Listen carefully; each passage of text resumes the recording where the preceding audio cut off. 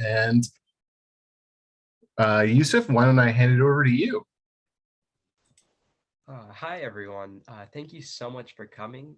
My name is Yusuf, and I use he, him pronouns. I'm an intern with OLCV, and the main reason I'm here is because I love being able to advocate for an issue that my generation will be impacted by the most. Today, I have the honor of co-moderating this event, but before we begin, I'd like to begin with a land acknowledgement. The Oregon League of Conservation Voters works to protect people and places on the ancestral lands of the indigenous communities who built homes, economies, and trading routes across the land we now call Oregon. We would like to honor and acknowledge Oregon's 9 federally recognized tribes who have stewarded these lands since time immemorial. The Klamath tribe of the southern Oregon Plateau, the Burns Paiute of the High Desert East, the Coquille of southern Oregon's coastal forests, the Confederated Tribes of Grand Ronde in the northern Coast Range, the Cow Creek Band of Umpqua in the southern Oregon foothills, the Confederated Tribes of Umatilla in the Blue Mountains, the Confederated Tribes of Siletz in Oregon's northern rainforests, the Confederated Tribes of Coos, Lower Umpqua, and Siuslaw on the windblown southern coast, the Confederated Tribes of Warm Springs on the sunny eastern slopes of the Oregon Cascades. We would also like to recognize all other indigenous communities who have not been federally recognized. Oregon was built on broken treaties. The lasting effects of federal and state policies, both past and present, have put Native Americans at a disadvantage for hundreds of years. It is on all of us, whether we are descendants of colonizers or inhabitants of stolen land, to re-educate ourselves and each other. Together, we have the responsibility to push recognition and demand land repatriation and reparations to sovereign tribal nations and indigenous people across the state. OLCV aims to work in partnership with tribes to further this endeavor of land repatriation and reparations. I want to start now by introducing Tina Kotek, OLCV's endorsed candidate for Oregon governor. Tina served as Speaker of the Oregon House of Representatives from 2013 to 2022, representing North Portland and St. John's for the past 15 years. Her leadership as Speaker has led to every single one of the biggest wins for the environment in the last 9 years, including the Oregon Clean Fuels Program, the Toxic Free Kids Act, the Coal Transition and Clean Electricity Plan, and just last year, the 100% Clean Energy for All bill. In 2015, she was awarded OLCV's Defender of the Year Award for standing strong against environmental rollbacks. Her leadership on the Clean Energy Jobs Bill in 2019 and 2020 paved the way for Governor Brown's executive order on climate. Tina's efforts and leadership have helped make Oregon one of the most environmentally protected states. With that, I'd like to hand it over to Tina Kotek. Thank you, Yusuf. Good evening, everyone. It's great to have everyone joining us tonight. Thank you, Lindsay. That's my my kind of little know me look with a little hat on there outdoors. So really appreciate the photo. I am running for governor, and let me tell you why. And this is why I'm so proud of my endorsement from the Oregon League of Conservation Voters and from all the members like you and volunteers who are so important to protecting the beauty that we have in Oregon. I'm running for governor because I think it's important to solve some problems here that are facing our state. And one of those is climate crisis, making sure that we stand up for honestly, for the entire planet, for the Oregon we want to have. And as your speaker for the last 9 years, it has been a top priority for me to make sure that we as a state do everything we can to make sure we reduce our emissions and protect the communities who are already being impacted by climate change. I'm a public servant. I believe in listening to people and getting things done, making sure that we understand how to solve our problems, but not just talk about things, because a lot of us share the same values, but making sure we can actually execute, make things happen, fix problems, because that's what we need here in the state right now. When it comes to the environment, I moved to Oregon in 1987, and I just fell in love with the beauty of the state. It is who we are as Oregonians, to protect our air, our water, and to do everything we can to fight climate change. It's just who we are. And that's who I'm going to be as your next governor, making sure I am a fighter, I am an advocate, I'm going to stand with you to make sure that we have a future here in our state for future generations.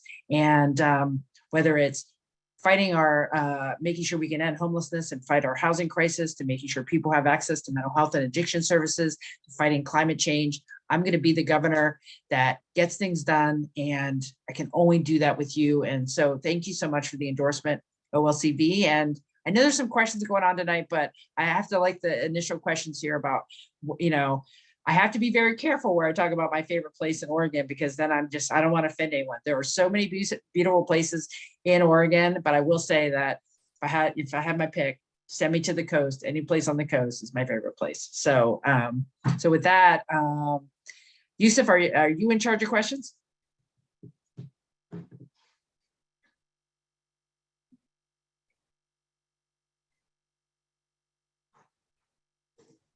I think we'll have Doug actually announce our first question. Okay.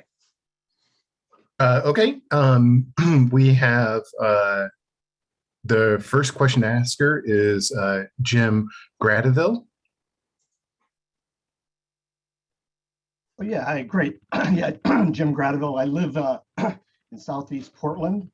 I moved here in 2017 after living and working in China for 20 years, part of which was as the chief executive of the World Wildlife Fund, China. A big job in a big country. But anyway, my question is this, Speaker Kotek, what can Oregon, and you in particular as governor, do to convince the more hesitant and sometimes resistant states on the need to take seriously quicker climate change action? Thank you. Yeah, thank you for the question. When you said you'd spent some time in China, I had the privilege of leading a trade mission to China as Speaker of the House in 2014. And witnessing firsthand some of the impacts of China's reliance on coal and what that does to communities there, and the air quality was a real wake-up call for me. I mean, you can read about these things and you see the yellow of the sky in a place in inland China. It really does remind you of the depth of the problem we're facing as a world to reduce our reliance on fossil fuels. So I appreciate you, mentioning China and just bringing that image back up in my head for this conversation. When I first got into legislature, we talked a lot about getting to our climate goals and renewable energy, and we started on this wonderful path. And I think even 15 years ago, for outside the folks who, just your average people who don't spend a lot of time talking about the way the world is changing from a climate perspective, it's very hard to hide from that fact now. We saw that, with the 2020 Labor Day wildfires. We've seen it with the droughts. We've seen it with the heat waves and the ice storms and all of the crazy weather we're having. Snow in April. Just how our predictability of what our world will be like is just, everything's up for grabs right now. And the one thing that I hold out hopefully is I think a lot of people who might have been resistant before are starting to understand that things are changing.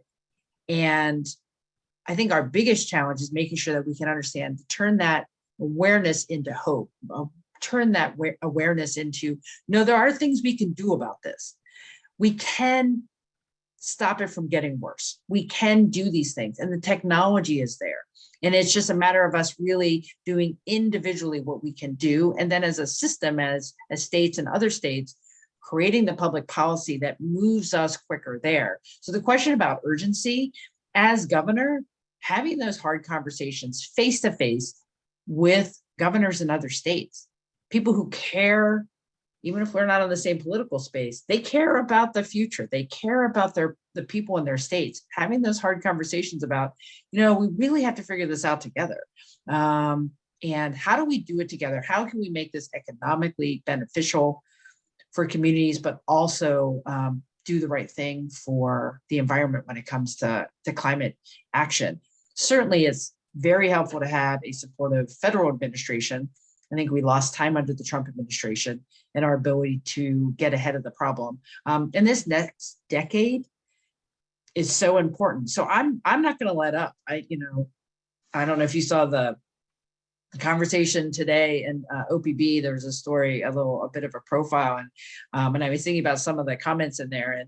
And I've had some conversations with some very conservative family members about what it means to do our part around climate change.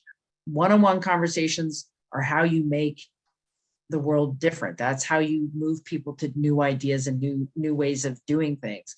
And as governor, that means one-on-one conversations with governors in other states, legislators in other states, not only with folks who are more friendly on the West Coast, but our closest neighbors, and like in Idaho and Nevada and Arizona. We're going to have those conversations because our entire future is at stake. And I'm not going to give any inch to saying, look, we can't talk about it, it's too divisive. Look, it can't be divisive because it's that important. We have to figure it out together. So I guess I wouldn't be running for governor unless I were a hopeful sort. And that means my belief that when you have good, constructive dialogue, you can change people's minds, you can move public policy forward. And frankly, with climate, and we don't have another choice. We don't have any other choice there. And so all of us are going to have those hard conversations and keep moving us forward. Thanks, Jim. And thanks for that great answer, Tina. Really appreciate that. Our next question is actually from Yusuf. Yeah, so I am just wondering, why does passing climate change legislation matter to you personally?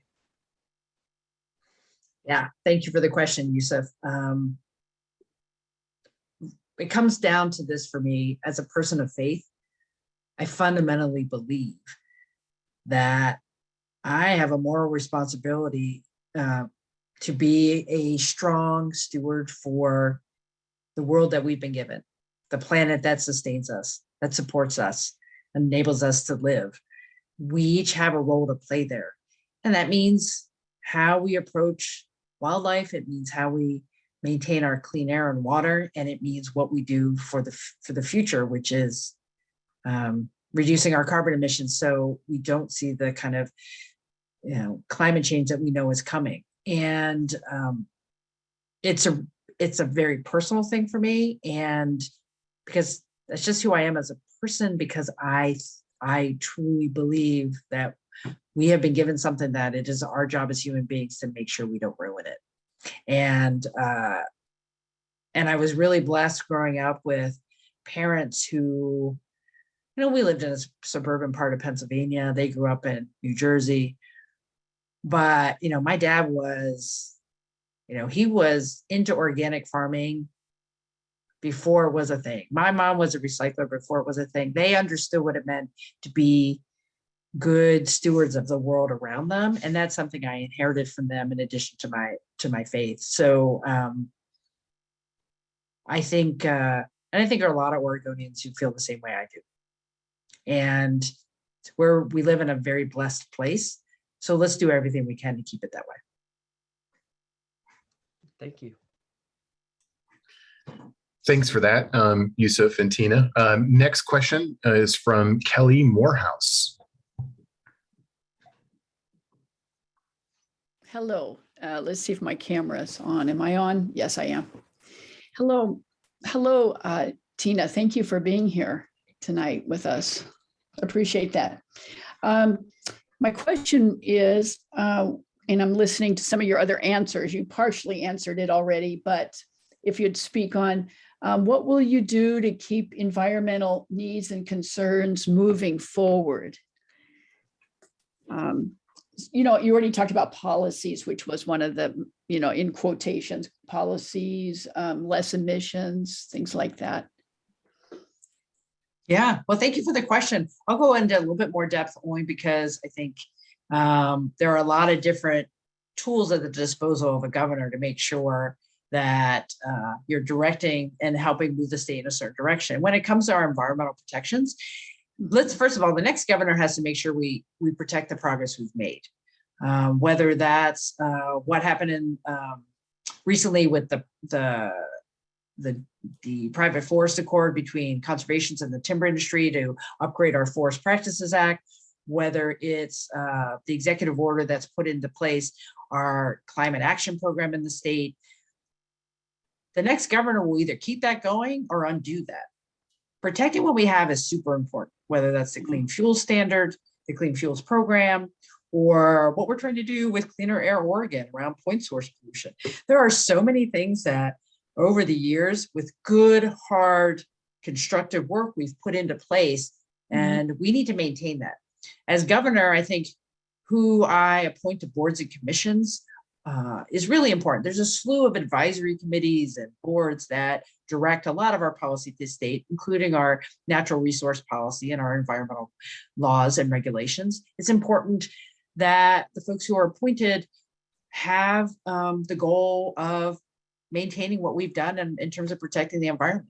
It also means whoever runs our agencies are committed to doing the work as clearly and transparently and as effectively as possible, and maintaining the laws that are on the books. We've put a lot of good things in place, but sometimes they're not as enforced as they could be. All of those things are in the purview of the governor. And I'm very excited about that part of the job that wasn't part of being the speaker, because it was the legislative branch, but the executive branch is about making sure all those things work well, and to have that environmental lens, have an environmental justice lens to the work we do as well, to make sure impacted communities are protected and part of those conversations. That's a super exciting role to take on as governor. And I, frankly, can't wait to get started. That's great. Thank you. Yeah. Thanks, Kelly. We've got a little bit of extra time, and I will take just the opportunity here to maybe summarize what a lot of the chat is driving at, which is a little bit of what kind of governor are you going to be? For those of you who know or have read the articles, I've known Tina for a long time, and we've worked really well together in the legislature, but a lot of that work has been behind the scenes. So I would really love for you to take a moment to talk about your leadership style and what kind of governor you'll be and how you're going to really manage the state going forward. And then feel free to transition from that directly into your closing statement. Thank you, Doug. Well, I have had the great privilege of working with a lot of folks in the environmental community to do good work over the years. Here's what you can expect as from me as your next governor. I believe in listening a lot. I believe in bringing diverse perspectives to the table. When you are trying to make the best policy or the best decision or whatever you have to do as a leader, making sure you have all voices heard, making sure you have diverse perspectives, but not just having conversations, targeting those conversations to say, okay, we've defined the problem. We understand what we need to, that we got to solve something. How do we go about doing that? What's the solution? And then saying that solution, it's like, okay, we have a solution. How do you implement it? What's the timeline? Who's going to do it? How much does it cost? If you don't get into the nitty gritty of those things, then you're not going to be successful. So it's a process to get there. And that's how I've approached, major issues as speaker, and I will do the same as governor. I believe in really big coalitions, bringing in everyone from around the state, from different perspectives, and that's not going to change as your next governor. I think one of the things you should understand about me is I really am an advocate. 20 plus years ago, I started my public service career at Oregon Food Bank. My job was to go around the state, listening to individuals to find out why they needed to come in for an emergency food box. And what I heard it wasn't about the food. It was about how much you made, how much your housing was, or the fact that you might have medical debt and all these other costs that, made it so people had to come in and get an emergency food box. What I learned from that is you got to center what people need in the work that you do. You have to make sure that you understand the systems so you can really solve things for the long term. You can always have short-term solutions, but if you really aren't getting at the system issues, you're not going to have sustainable long-term solutions. You can probably tell from this, I always bring up policy focus, but at the end of the day, it's about the people that I serve, which are all Oregonians, making sure we can improve things for folks, make sure that we can all have success and opportunity and live in the beautiful, healthy place that we know is Oregon, and we want to maintain that for the future. Those things are always going to be front and center for me. And one of the things that really convinced me to run for governor is I want to make sure we stay on that path. I want to make sure that the promises that we have made to Oregonians over the years in the legislation that has been passed to protect our environment or to provide economic opportunity or to make sure people have access to healthcare, those things are followed through on. That's what a governor does. Make sure that you follow through on those promises that have been made through the legislature or in other places. And this election year, I mean, you've all probably volunteered for things in the past. This is the biggest open election for a governor we've had in 2 decades. And we all know how important the next decade is here in our state and around the country and in the world to fighting climate change. We know how important it is to make sure we come out of this pandemic in a way that everybody has economic opportunity and better health than they had going in or during the pandemic. There are a lot of things facing the state, from housing to healthcare to climate. And who the next governor is really makes a big difference. And I want to tell you that this is the election. People cannot sit on the sidelines. I want to win this primary, and then we have a fight in the general, because there is somebody who's raising millions and millions of dollars who does not believe that we need to do the things we're doing around climate change. And that's just not acceptable. We have to have a state where we have the leadership that believes in the values of Oregonians to protect the future and protect our environment. And I just hope that all of you will do everything you can to support me and to support other OLCV candidates, because this is a fight, and it is a fight for our future. And I can't do this without you. This is a team sport. And I just want to say thank you, because I know I'm going to be seeing a lot of you out on the campaign trail, and because we got to win this thing. So with that, back to you, Doug. Thank you very much, Tina. Really appreciate you taking the time to be with us tonight, and all of your work in the legislature. It is a profound honor for us to have endorsed you, and we are going to do whatever we can to help you be our next governor. So thank you so much. Next up, we have Multnomah County Chair candidate, Jessica Vega Peterson, a longtime friend of mine.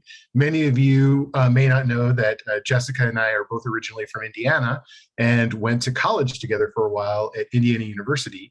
And so we've known each other for quite a long time. So let me tell you a little bit about Jessica besides that fun anecdote. So she is currently the Multnomah County Commissioner for District 3, and she is the former state representative for District 47. One of her top priorities, if elected county chair, is to invest in climate resiliency and the environment. In 2015, as a state legislator, she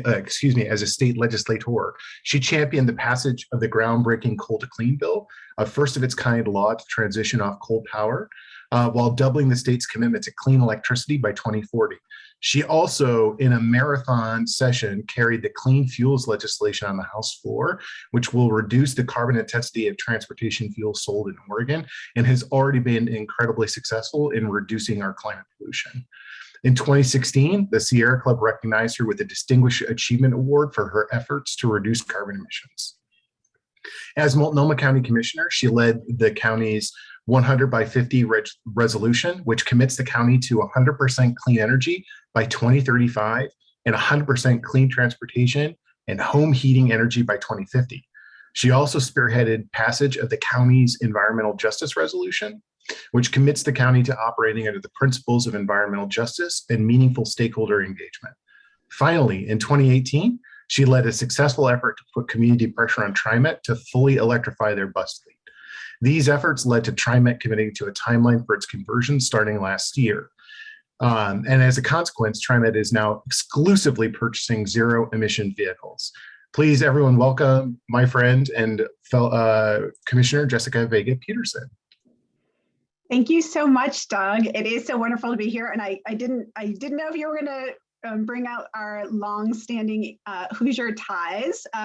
Another fun fact for you, all of you who are here tonight, Doug Moore is the person who introduced me to the Wheel of Time series, which you can now see on Amazon. So I will always be grateful for him for that as a big sci-fi and fantasy fan. So that's great.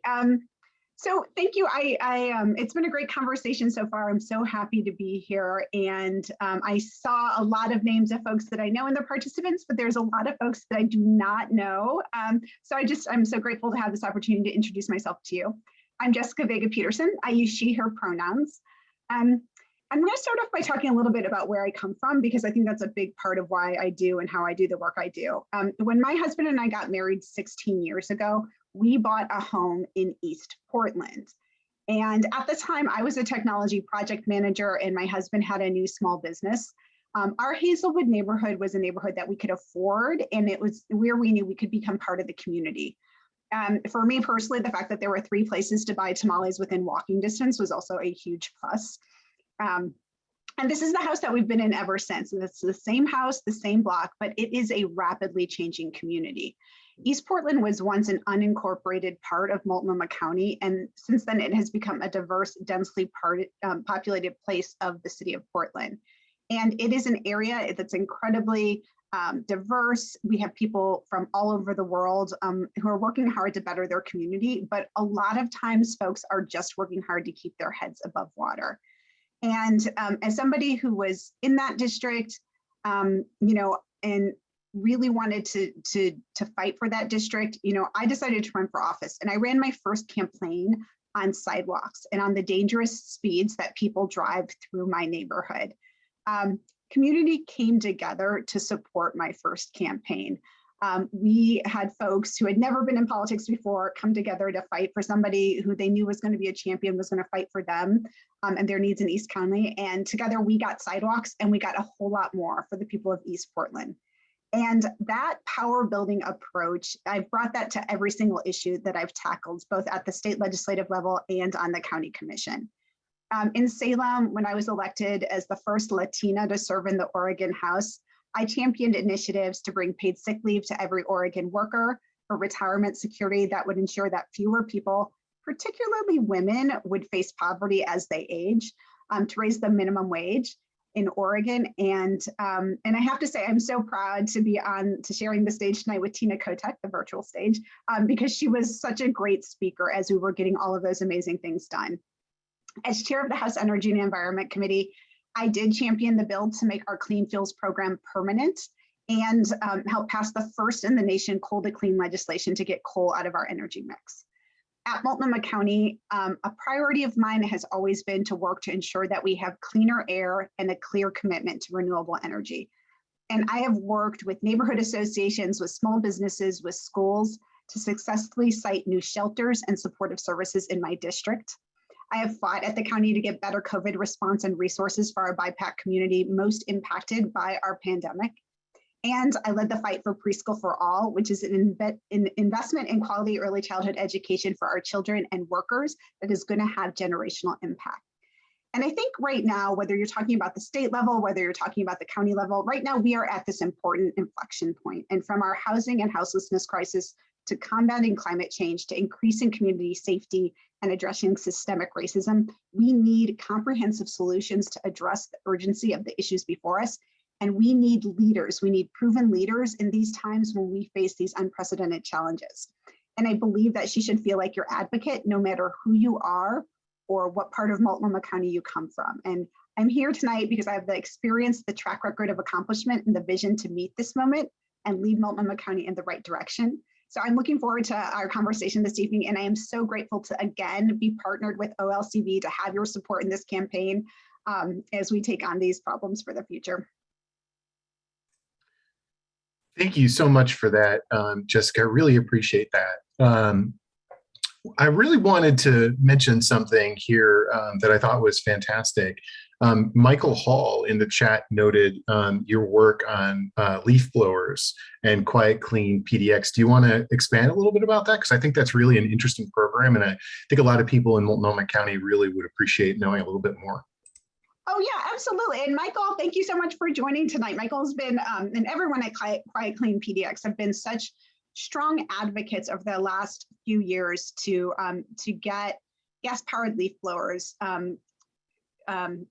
phase them out in Multnomah County. So this is work that I actually started years ago with Commissioner Nick Fish when he was alive, to do a partnership between the city and the county to see what we can do about gas-powered leaf blowers. For those of you who don't know much about this topic, gas-powered leaf blowers are incredibly polluting. They have the black carbon, and they also are putting toxics into our air at a rate that's almost unbelievable. You know, if you are using a gas-powered leaf blower for an hour, it's about the same amount of pollution as if you were driving like a Toyota truck, you know, for hours and hours and hours. So it's incredibly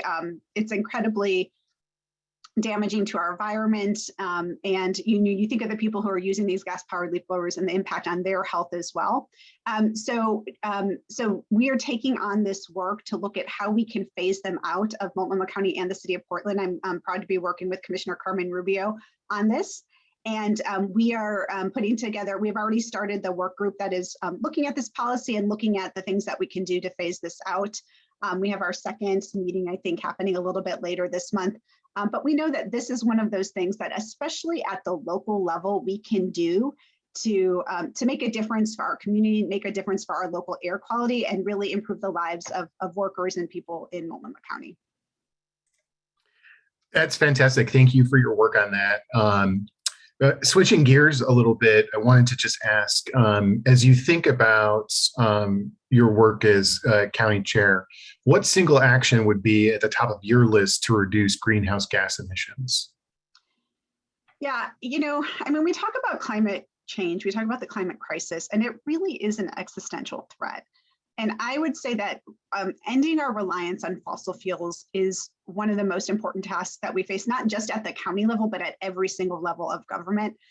As a mom of 2 kids, I feel the need to address this issue with urgency because I worried about the world that my children are going to live in when they're adults, the world that children all over the world are going to be living in, because we know the impacts of climate crisis are going to, have different effects, and some even much more devastating than what we're looking at right here in the Pacific Northwest.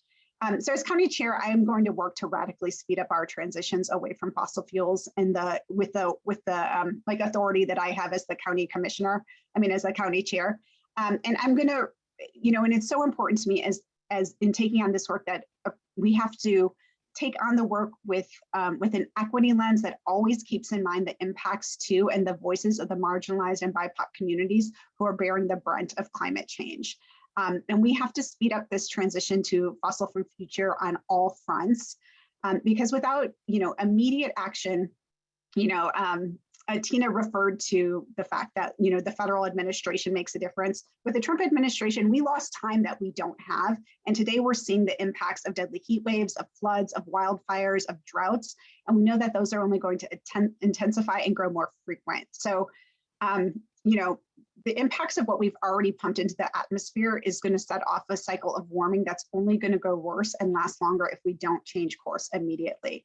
And as Multnomah County Chair, I have so many ideas of ways that we can really work with our partners and work within the county to make these changes. We at the county have a climate justice initiative, which is really about empowering communities on the front lines of the climate crisis to lead in developing solutions that reduce our greenhouse gas emissions and build resiliency. And we need to make sure that as chair, I will be fully resourcing the climate justice initiative and prioritizing the implementation of its action items. That's one of the first things we can do. I also want to have a strong partnership at the county with the Portland Clean Energy Program that is going to work in partnership with PSEF and the community-based organizations to accelerate investments in resiliency, in local energy production, in household weatherization, all of these things that we know makes a difference and helps us transition off of dirtier fuels. So, and I think the other thing is, as we're looking at the county really being the social services provider, building climate resilient hubs in communities is going to be very important. And then work that's very important to me is accelerating our vehicle and building electrification. I serve on the board of FORTH, which is a national organization about electrifying the transportation sector, and making sure that we're doing the work that we can to speed up our transition in transportation is also going to be one of the most powerful things we can do. Thank you. I really appreciate that.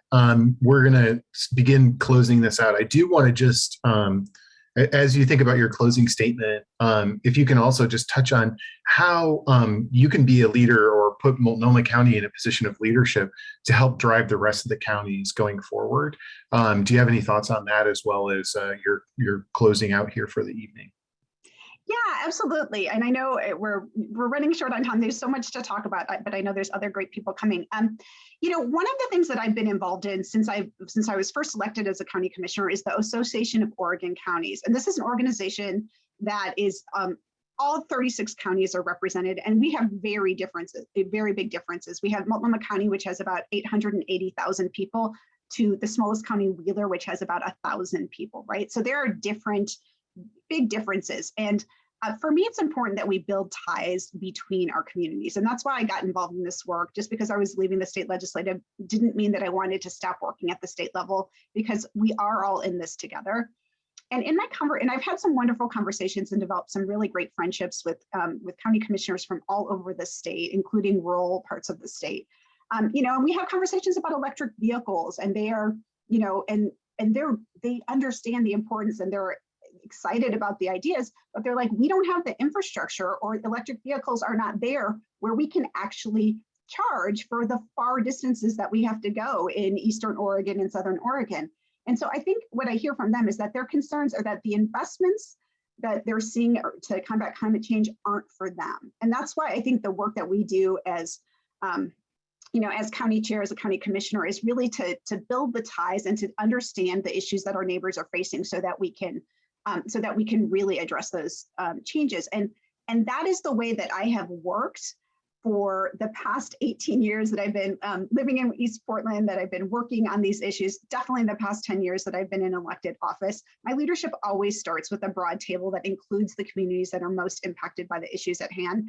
And I am so proud that OLCV has been a strong partner and ally in the significant changes that we've been able to make so far. I think in these next 4 years, Multnomah County needs to meet its challenges using that proven collaborative leadership, because we are facing the challenges of the size and the complexity that absolutely require it. And as a Latina, as a mother, as an East Portland resident, I also have the life experience to lead with compassion and bring more voices to the table. So I've proven that I can get audacious things done. I have a huge group of people who are with me in this fight. I am so glad OLCV is a part of that. And so I encourage all of you tonight, if you haven't already, you can learn more about me and my campaign at jessicavegapeterson.com. I ask you to join my coalition with your insights, with your passions, with your commitment, so that we can build a thriving and equitable Multnomah County for all.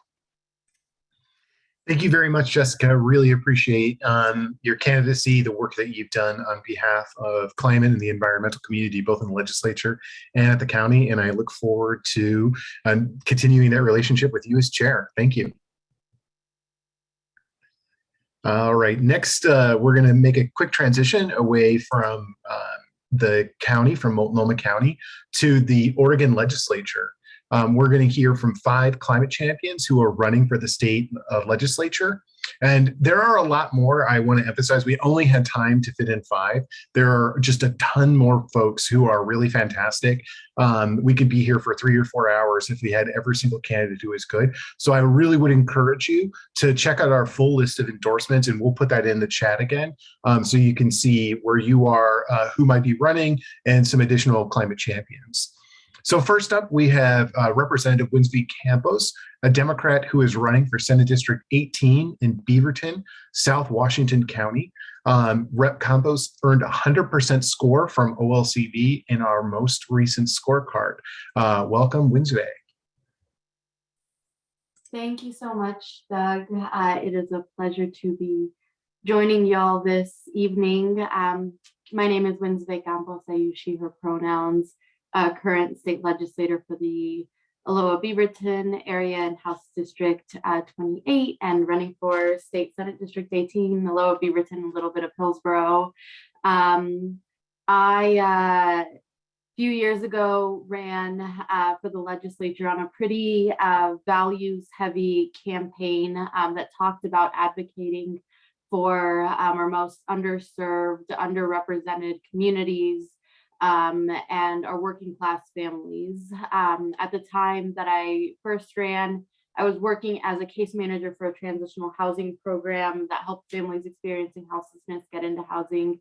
And it was that work that was the catalyst for me making the decision to run. I spoke with folks who were working 40 hours a week and barely making it by, were $300 short each month to just to just pay the necessities, the bills, spoke with folks who were on wait lists and who knew that they would be sleeping outside because everywhere they had called were full. And I sat at my desk feeling really angry and frustrated. And I thought to myself, you know, what we need is change at a policy level. We need people that are on the front lines of the most pressing issues we're facing, but we also need people with diverse lived experiences like those that I bring as somebody who grew up in a low income household, as somebody who grew up as the daughter of immigrants, as somebody who knows what it is to stand in line at the food bank, to watch your parents struggle to make ends meet as hard as they work. I know what it's like to not know if you're going to be able to pay rent next month.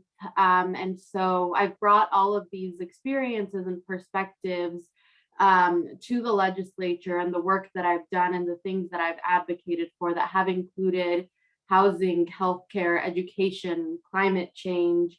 And as somebody who is young, currently the youngest member in the legislature, I know the urgency of needing to address climate change, that it is the greatest threat that we are facing right now.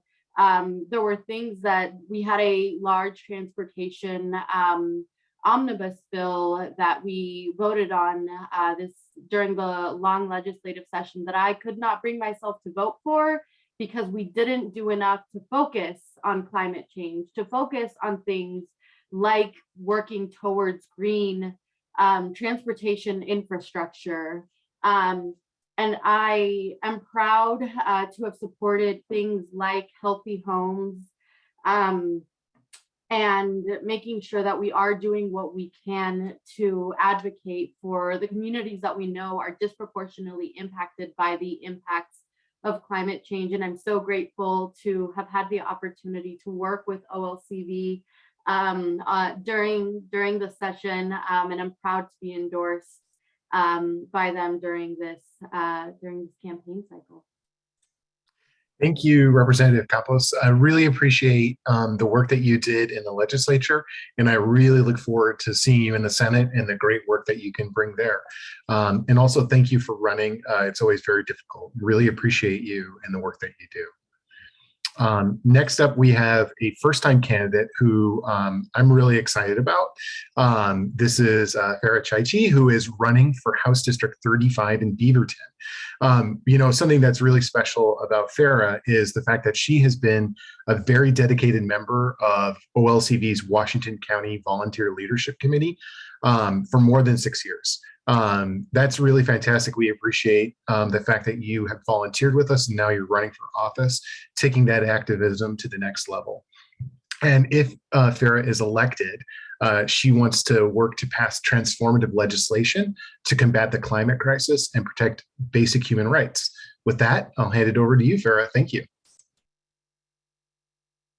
Thank you. I'm Farah Chaichi, as Doug just said. I'm a lifelong Beavertonian and human rights advocate and currently a candidate. I got my start in local politics in 2014 when I joined our city's Human Rights Advisory Commission. I started showing up at city council meetings, eventually testifying, even when my voice shook, which it did for far too long. I started volunteering for candidates who better reflected my values because I was sick of my testimony being ignored. I joined the Washco Dems for similar reasons. And then I was also approached to join the OLCV Washington County Committee, where I was always grateful for what I learned and more grateful to be on the interviewer side of the endorsement table. So now the joke's on me being the interviewee. I have a long record of showing up for my community, from testifying against tree removals and the criminalization of homelessness to getting Indigenous Peoples Day recognized by our city, and protesting for racial justice and supporting other people who show up to make our communities better. And all of that showing up, that track record earned me the endorsement of Winsby Campos, who you just heard from, and my mayor, Lacey Beatty. Both of these women are people I look up to, and they've really gotten a lot done. So having their endorsement means a ton to me. I was always on the activist side of politics, as you can tell, which I thought would preclude me from running for office, but I don't really believe that anymore. And even if that were true, I want to see my values and experiences as a young working class woman of color whose father is an immigrant reflected in the legislature, because it mirrors the experiences of so many people in this district. I'm running because we need to pass laws that prioritize human need over corporate greed, and my top 3 priorities are housing, healthcare, and a habitable planet, triple H. The primary function of government is to ensure that people are safe and healthy, but we're witnessing the largest growth of inequality since the Great Recession and living through a mass extinction exacerbated by human-made climate change, and people still don't have guaranteed healthcare. My climate priorities will be to fight for a rapid transition away from fossil fuels and a tax on big site polluters to pay for green infrastructure projects while ensuring that people working in those industries have a safe place to land to other careers or retirement if they choose. Like my slide says, labor versus environment is a false dichotomy, and it's not progress for us to move harm from one category to another. If we want to make progress, we can't harm the environment or people's livelihoods, and we must actively right the wrong of environmental destruction to indigenous lands and waterways. I'm going to fight for people and the planet. I'm so grateful for OLCV's endorsement, and I hope we can count on you to show up for canvases if you're out here. I'll put my website in the chat so that you can sign up. Thanks. Thank you so much, Farah. Now we're going to hear from Jackie Leung, who is running for House District 19 in Salem. Jackie is a current Salem City Council member and has extensive background in human rights, immigration law, school law, and nonprofit leadership. If elected, one of her top priorities will be to pass strong environmental legislation. Please welcome Councilmember Jackie Leung. It looks like we have a little bit of technical difficulty, Yusuf. It looks like Jackie has not been able to get on yet. So we're going to go to RJ, if you want to introduce him, please. Oh, sure. So we'll be hearing from RJ Navarro, who is actually running for House District 21. He's a veteran and a current member of the Salem Area Mass Transit District Board of Directors. Importantly, he spends a lot of time as a community advocate, and he also spends a lot of time advocating for climate change, which he hopes to bring to the state legislature. Please give it up for RJ Navarro.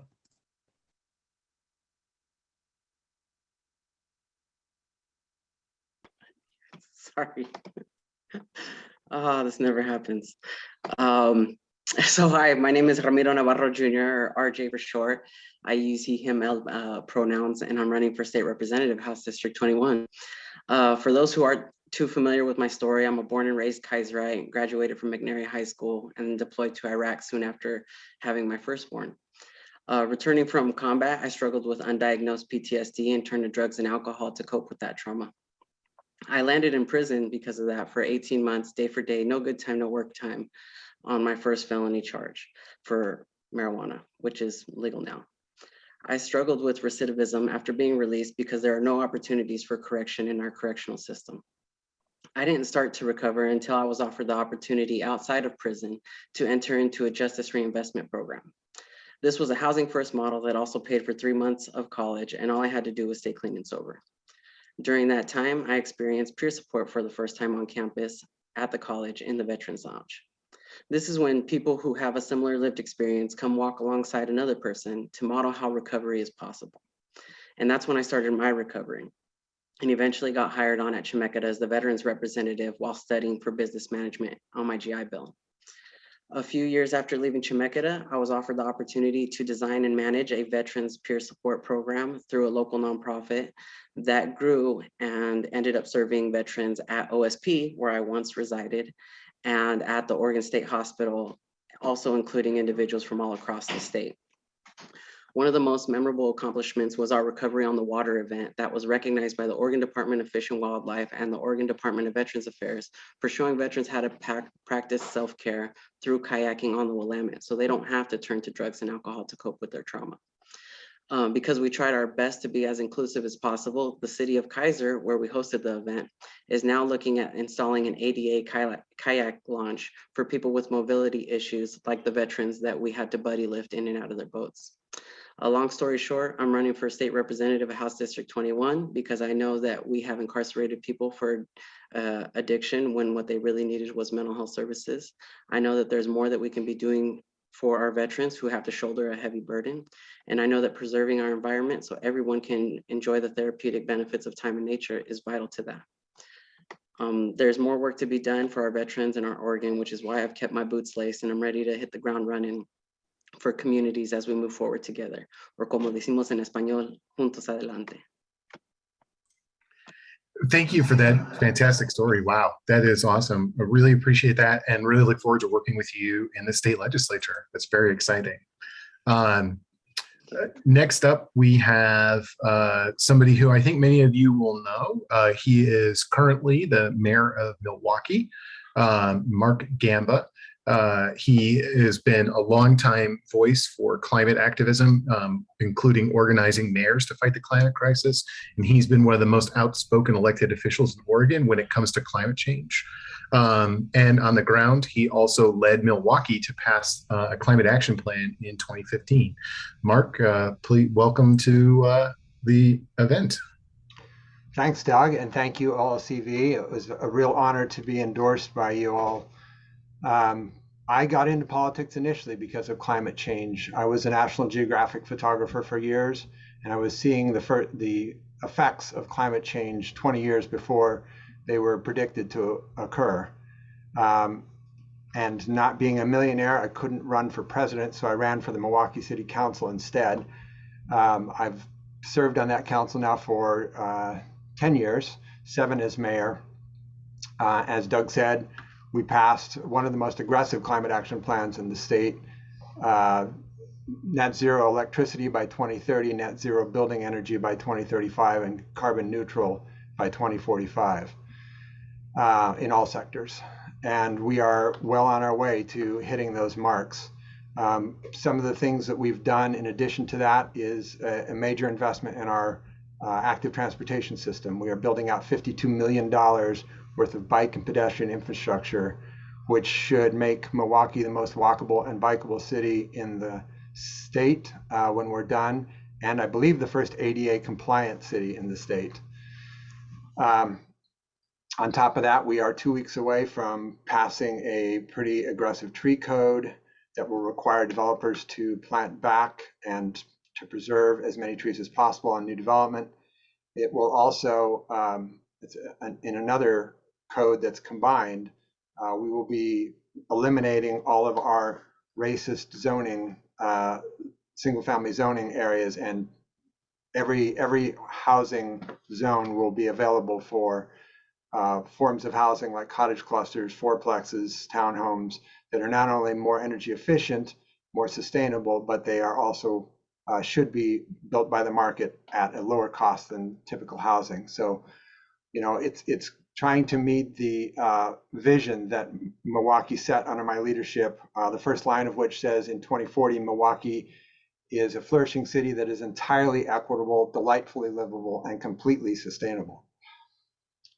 That is why I'm here. That's why I'm running for House District 41, to continue to move the entire state in that direction. As I've been out knocking doors, depending on which county I'm in, I talk at each door about my campaign, and then if I'm in Multnomah, about Jessica Vega Peterson's campaign. If I'm in Clackamas, I'm talking about Libra Ford's campaign, and finally I'm talking about Jamie McLeod Skinner's campaign, because that's another critical one to get across the line if we expect to have any kind of climate work done at the federal level. I really love what OLCV does for this state, and I hope to be a partner with all of these brilliant people that I've just heard speak to make some really aggressive changes in our carbon and methane footprint here in the state over the next few years, given that we only have 8 years remaining to make a significant change. Thank you for your time. Thanks, Mark. Really appreciate that. Really appreciate all the candidates who were able to make it. We do want to send regrets along from Jackie Loon, who is running in the Salem area. She's unable to get out of her city council meeting, so she has those real responsibilities. Unfortunately, that prevented her from making it. But they send their regrets and ask for your support as well if you're in that area. Before we wrap up, I do want to ask everyone to stick around for just a couple minutes. Brittany Van Sitters from the OLCV staff is going to touch base with you a little bit about opportunities to volunteer. And we hope to see everybody at our Earth Week events next week. And with that, I'll turn it over to you, Brittany. Great. Thanks, Doug. So yeah, I'm Brittany Van Sitters. I use she, her pronouns. I'm the organizing manager at the Oregon League of Conservation Voters. And I first want to say thank you to all of our amazing candidates for joining us tonight and for running for office and for prioritizing climate action in their campaigns. It's so important, and OLCV is really proud to endorse them. We all know firsthand just how important it is to have pro climate lawmakers in office. It's really a crucial step to passing bold climate action. And if you saw the most recent IPCC report, it was loud and clear that our climate cannot wait. So I'm going to tell you a little bit about how you can make an impact in the 2022 election here in Oregon and make sure that we continue to lead our country in the right direction. So Oregon's primary election is just 35 days away on May 17th. And these incredible candidates that we just heard from need your support to educate voters and turn them out to vote for climate champions. So that's why OLCV is hosting an Earth Week of Action starting next Monday. We will have events every day to support the climate candidates that you just heard from and a few more folks that we didn't get a chance to highlight today. So next week is really critical. It's a really critical time in the election for two reasons. Number one, Earth Day is really the perfect day to organize around climate and get folks to be talking about climate change, talk about why we need to elect climate champions up and down the ballot, and why these candidates are really the best chance that we have to reduce our emissions from transportation, from buildings, to solidify our path toward a just, clean energy transition and a healthy, livable future. And two, ballots are arriving in mailboxes the following week. So we'll be talking with voters who are still making up their minds, and these conversations that we have with them in, the next week could be the key in securing their vote for a pro-climate legislature and a pro-climate governor. So please sign up for a few events next week to show your support for some climate champions. And then I guess here's a little preview of what all we have going on, and there's more to come. So at the end of the election, we will distribute some OLCV swag to volunteers who complete the most events between April 18th and May 17th. The more you volunteer, the more swag you'll win. So the sign up link will be coming in the chat shortly. And next week, there's a little something for everyone. On Monday, we have a Mad Hatter's Tea Party themed writing workshop where you can join us with your favorite cup of tea and write to your local newspapers about climate candidates. We have some virtual events to call voters and urge them to vote for climate champs up and down the ballot. And my personal favorite, we have some door knocking events to talk with voters face to face about why candidates like Tina Kotek are the best choice for the climate.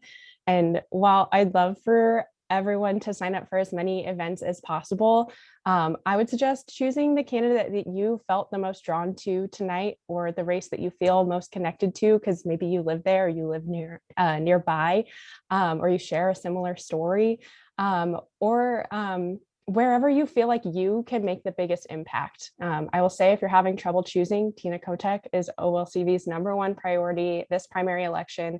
She's a great option no matter where you're located in the state, because she's going to represent us all as Oregon's next governor. So please sign up for Earth Week. Beyond next week, there will be other opportunities to support our endorsed candidates, but next week will be all about climate and the environment. So let's show up big and prove just how important climate action is to Oregonians. And if you have questions about Earth Week or how you can support these candidates or anything like that, some OLCV staff will be sticking on the Zoom for about 15 minutes. So feel free to stick around and ask questions. And thanks everyone for joining us. Yeah, so thank you so much, everyone, again for joining us. We really hope to see you next week at our Earth Week events. Feel free to sign up using the links in the chat. But if there's nothing else, everyone have a great evening.